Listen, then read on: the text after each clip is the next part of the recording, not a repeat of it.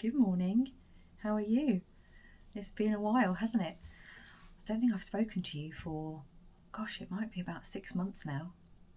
Yeah, I think it was August last year, the last time I spoke to you all, and I was just about to go on holiday, and I'm not quite sure what happened, but I haven't been back on here since, so it feels a bit weird this morning, talking to the camera again, but I'm sure I'll get back into the swing of it. So, what's been going on? Gosh, a lot has been going on. Where shall I start? I guess I'll start with that holiday that I was planning when I spoke to you last. We were going up to the Lake District and I was really looking forward to it. I was planning on going to visit Jenny Stitches and just having a nice time relaxing in the lakes and doing some walking, boat trips, all the lovely relaxing things. And it rained, and then it rained a bit more, and then it rained a bit more, and it actually didn't stop raining. So we ended up coming home early, a bit fed up. It wasn't the best holiday, but I did get to visit Jenny Stitches, which was probably the highlight of the holiday, to be honest with you. I bought a few bits from her, including this lovely fabric that I'm wearing today. This is just a sort of pistachio coloured knit fabric. It's got a little bit of texture in it. It's very pretty, and of course I made it into a South Bank.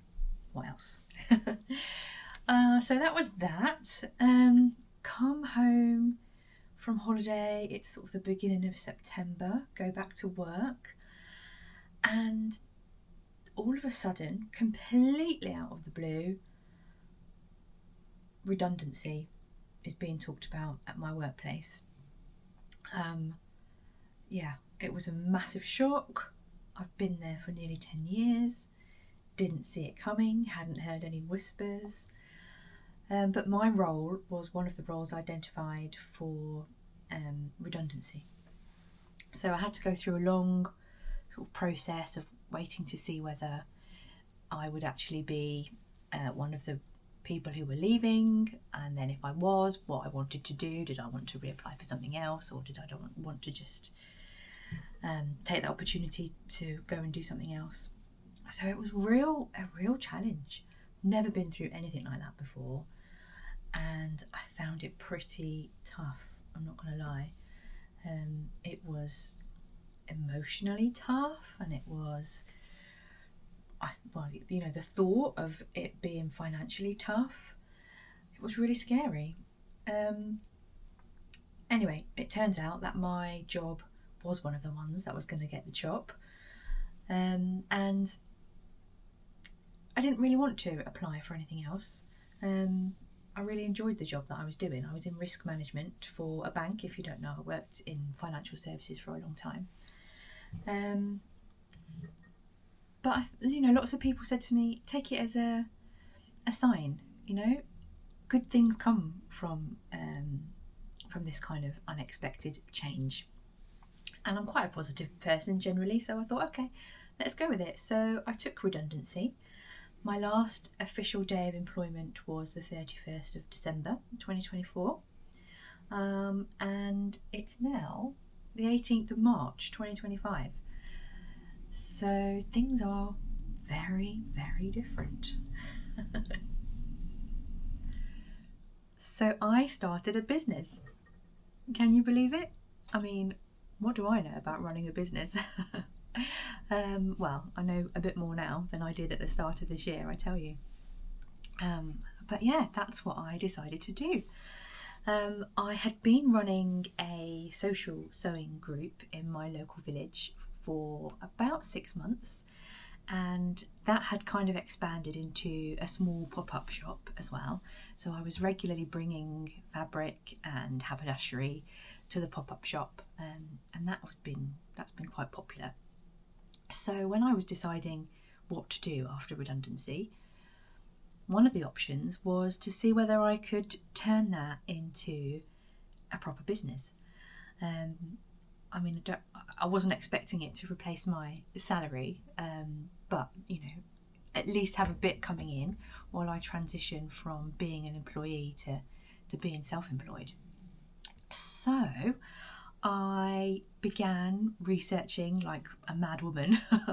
I've watched so many small business vloggers on YouTube, and gosh, there's some really inspirational people out there. And they gave me so much confidence to think, I can do this, I've got faith in myself, I've got good knowledge and skills and life experience and work experience, so why can't I make a go of it? So I decided to give it a go. I'm not quite sure my husband was convinced, not from the outset anyway. He was a little bit worried, so I kind of had to give him a business plan and really tell him what my plan was going to be for the next 12 months. I was quite lucky because I'd worked at my employer for a while, so I had a fairly decent redundancy payoff package. Certainly enough that I could put that in the bank and sort of just draw on it as a monthly salary as if I'd still been employed, and that would keep us going for a few months. So that's what we did. And I started with an Etsy shop. I called it Shropshire Sews, which is the name of my sewing social. So I just wanted to keep it all neat and tied in together. So Shropshire Sews was born on Etsy about towards the end of January 2025. And that was great. I had a few orders come through on there. I started to put the sewing social dates up on there as well, and that really helped to get some sales coming in, and then I think with Etsy, once you've got some sales coming in, then it seems to be that more and more people find out about you, so it helped selling the tickets through there. But then I soon found out that actually you have to pay quite a lot of fees through Etsy, and it's great if you've never done anything like that before, which is absolutely the boat that I was in. I'd never run my own business, so there's already like an established market. People know about Etsy, so they're coming to that platform to buy, which is great. But I soon figured out that actually if I wanted to do this properly, I probably needed my own website. So that was the next learning curve. I bought shropshiresews.com as a domain name and went back to my YouTube research and watched hundreds of videos about how to build your own website. And I gave it a shot, and I did. And it's now up and running. It's been up and running for about 6 weeks, I think. I love it. I feel like a proud mum. I worked really, really hard on it, and my goodness, it was difficult. I'd done a little bit of sort of coding and website management in a previous job, but it really was only scratching the surface, and I'd never built anything from scratch before. So yeah, it was tough, but I did it. And if I can do it, anyone else can do it as well. So yeah, it's up there, it's online, you can search for it, you can put Shropshire Sews into Google and my little store comes up. It's so exciting. So since then, I've just been building up the stock really. I don't have any premises, I'm just running this from home. So I've got to be quite careful with how much stock I order because I don't really have anywhere to keep it.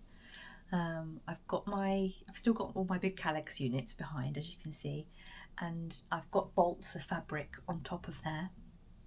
I've got a cupboard upstairs which has got